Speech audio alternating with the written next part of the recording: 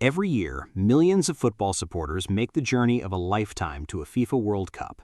They save for months, some save for years. They book the flights, arrange the accommodation, buy the official ticket through the authorized channels, and walk toward a stadium carrying the weight of a dream they have had since childhood. And then, at the entry gate, something unexpected happens. A bag is searched, an item is pulled out, a security official shakes their head, and a supporter who did absolutely nothing wrong, who followed every instruction they were given, discovers that there is an entire category of rules governing what you are allowed to bring into a FIFA World Cup venue that nobody told them about, that is not prominently displayed on the ticket, and that, in some cases, reveals something deeply uncomfortable about what FIFA's tournament is actually designed to protect. This is the story of what you cannot bring to the 2026 FIFA World Cup. Not just the obvious things, the surprising things, the controversial things, the things that have gotten supporters ejected, detained, and in some cases made international headlines. Because the prohibited items list at a FIFA World Cup is not simply a security checklist. It is, if you read it carefully enough, a document that tells you exactly whose interests are being protected inside those stadium walls. Start with the most straightforward category, because it matters to establish what is genuinely about safety before we get to what is about something else entirely. You cannot bring weapons of any kind into a 2026 World Cup venue. That means firearms, knives, bladed objects. You cannot bring laser pointers. Again, the reasoning is clear. Laser pointers directed at players' eyes during matches have been used to distract and potentially injure athletes at multiple sporting events around the world. FIFA prohibits them, stadium security confiscates them, and this is one area where almost everyone agrees the rule makes sense. You cannot bring large umbrellas. Standard, compact umbrellas are permitted at many venues, subject to the specific policies of each stadium, but large golf-style umbrellas are prohibited because they obstruct sightlines for other supporters. You cannot bring selfie sticks because they extend beyond the personal space of the ticket holder and can obstruct the view of other spectators and interfere with broadcast cameras. These rules generate some irritation, but not significant controversy. Now we move into territory that is less straightforward. You cannot bring your own food or beverages into a 2026 World Cup stadium, with one important exception. FIFA's official policy for the 2026 tournament permits supporters to carry one sealed, transparent plastic water bottle not exceeding 500 milliliters. That specific permission is a response to the genuine heat conditions at several American host venues, where June and July temperatures in cities like Dallas, Miami, and Los Angeles create real hydration concerns for supporters queuing and sitting in direct sunlight. It is a practical acknowledgement that excluding all outside liquid in extreme heat carries public health implications that FIFA could not reasonably ignore. Beyond that single sealed water bottle, everything else consumable is banned from entry.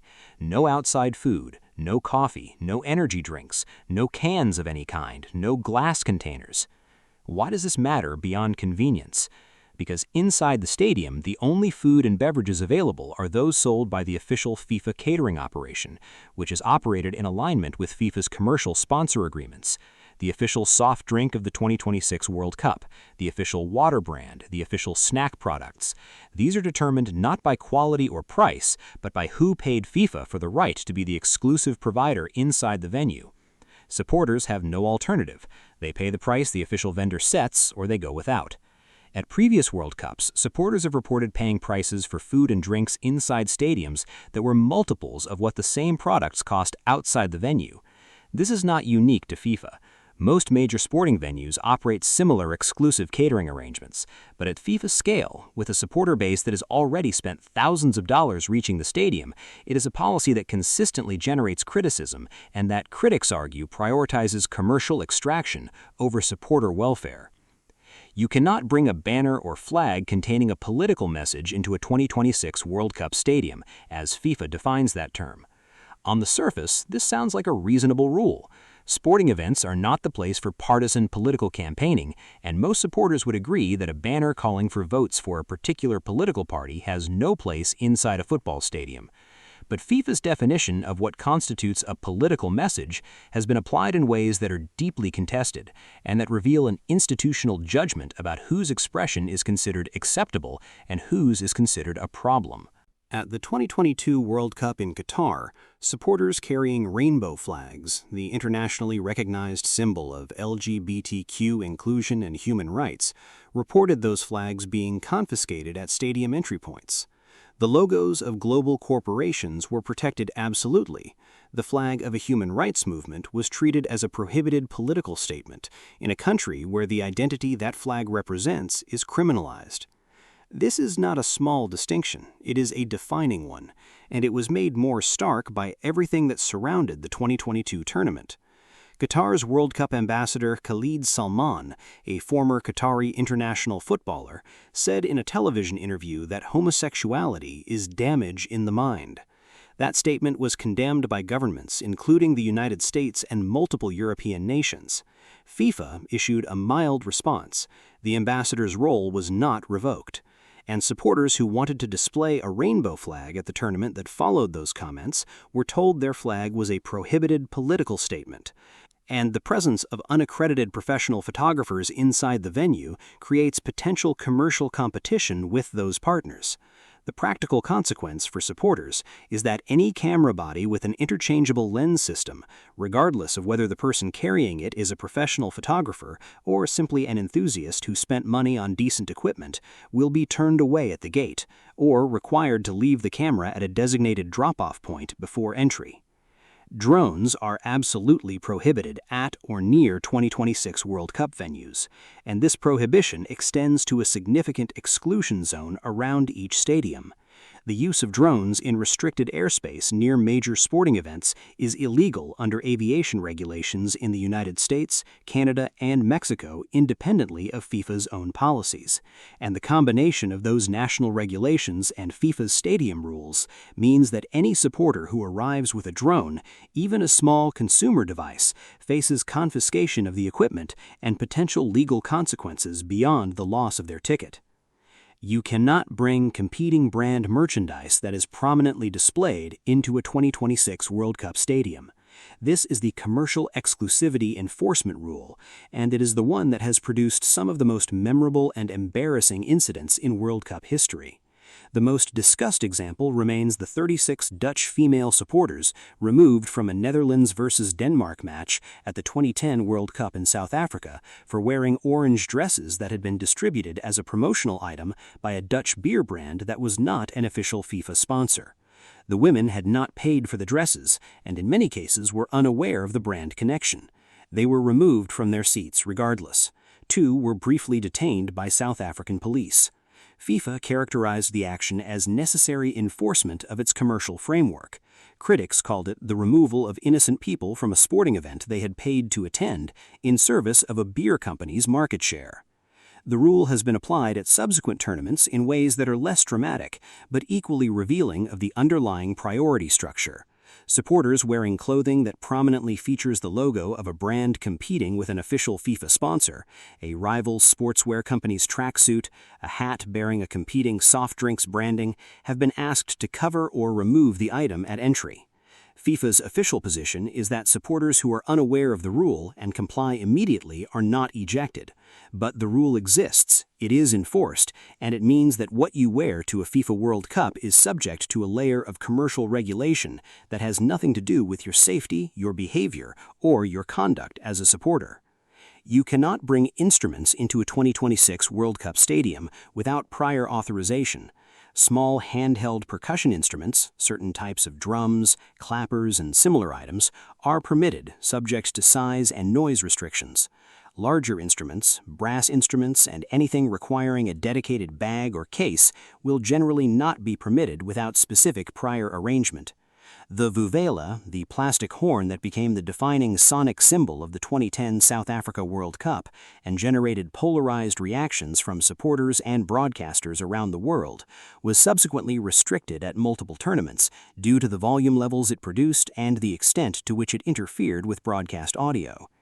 FIFA's management of crowd noise instruments reflects a tension between the organic supporter culture that gives a tournament its atmosphere and the broadcast product that the organization's commercial model depends on. The atmosphere is what makes the broadcast compelling. The broadcast is what pays for the tournament.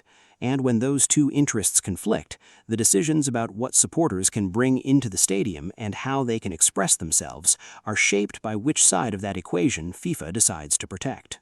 You cannot bring oversized flags or banners that obstruct the view of other supporters. The specific size limits vary by stadium, and supporters intending to bring flags to 2026 matches are advised to check the regulations of the specific venue before traveling. This is a logistical rule rather than a political one in most cases, but the combination of the size restriction with the political content restriction means that the flags which are most likely to be challenged at entry are not just those that are too large, but those whose content FIFA's security personnel judge to fall into the prohibited category.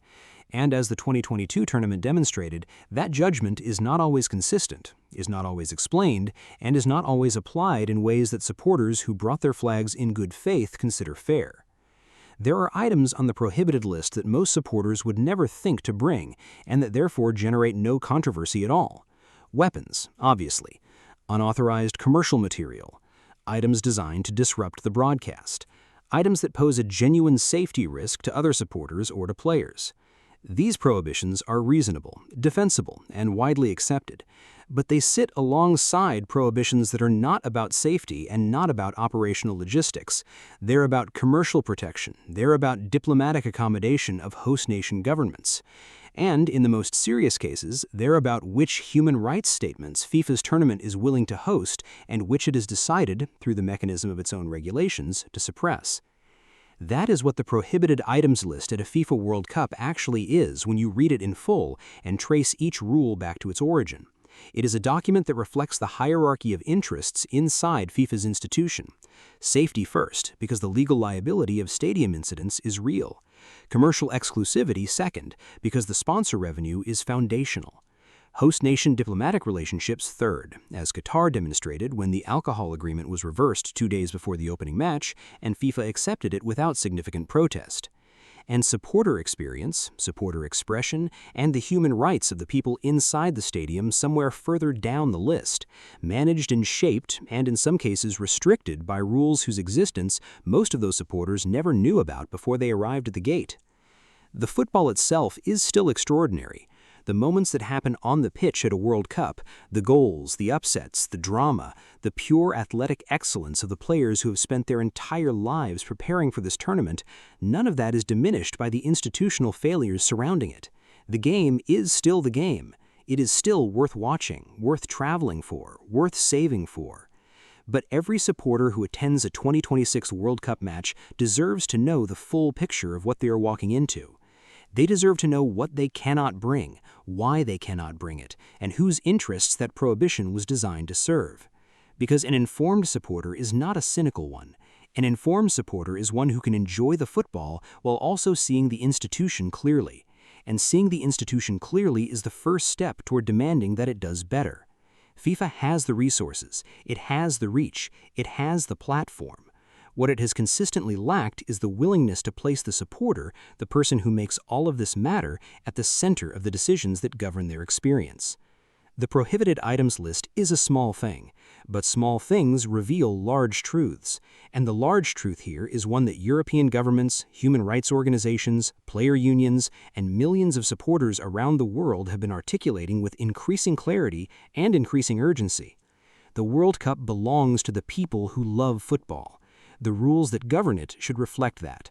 Until they do, every supporter walking through those gates with a bag being checked and a flag being questioned is walking into a tournament that is, still, in too many ways, being run for someone else.